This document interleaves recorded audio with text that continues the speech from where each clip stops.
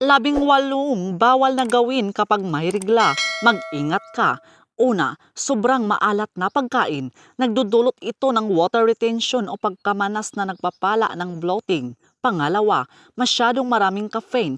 Ang kape at soft drinks ay maaaring magpalala ng menstrual cramps at sakit ng ulo. Pangatlo, paggamit ng mababangong sabon sa ari. Maaaring masira ang natural na pH balance at magdulot ng iritasyon o infection. Pang-apat, pagpapalipas ng gutom.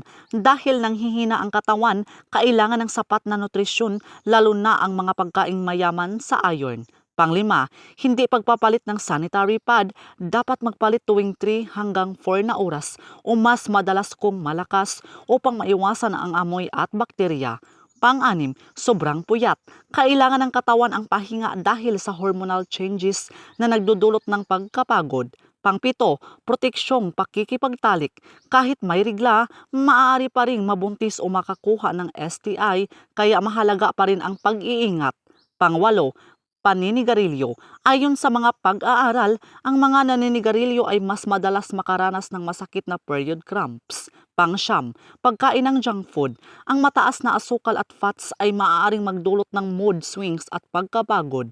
Pangsampu, paggamit ng masyadong masikip na pantalon, maaari itong makadagdag sa discomfort at pressure sa puson. Panglabing-isa, puyat o hindi sapat na tulog, pinapalala nito ang pagiging irritable at stress ng katawan habang nagbabago ang hormones. Panglabing-dalawa, pagpapaliban ng pagkain skipping meals, ang mababang blood sugar ay nagpapalala ng pagkahilo at panghihina.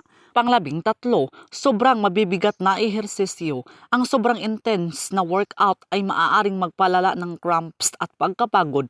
Mas mainam ang light exercise tulad ng stretching o paglalakad. Panglabing-apat, hindi pag-inom ng sapat na tubig. Kapag kulang sa tubig, maaaring mas lumala ang bloating, pagkapagod at pananakit ng ulo. Panglabing-lima, pagpigil na pag-ihi o pagdumi. Maaari itong magdulot ng dagdag na pressure sa puson at mas lalong magpasakit ng pakiramdam. Panglabing-anim, pagpapabaya sa personal hygiene. Mahalagang panatilihing malinis ang katawan at ari upang maiwasan ang infeksyon at mabahong amoy. Panglabing-pito, sobrang stress o pag-iisip.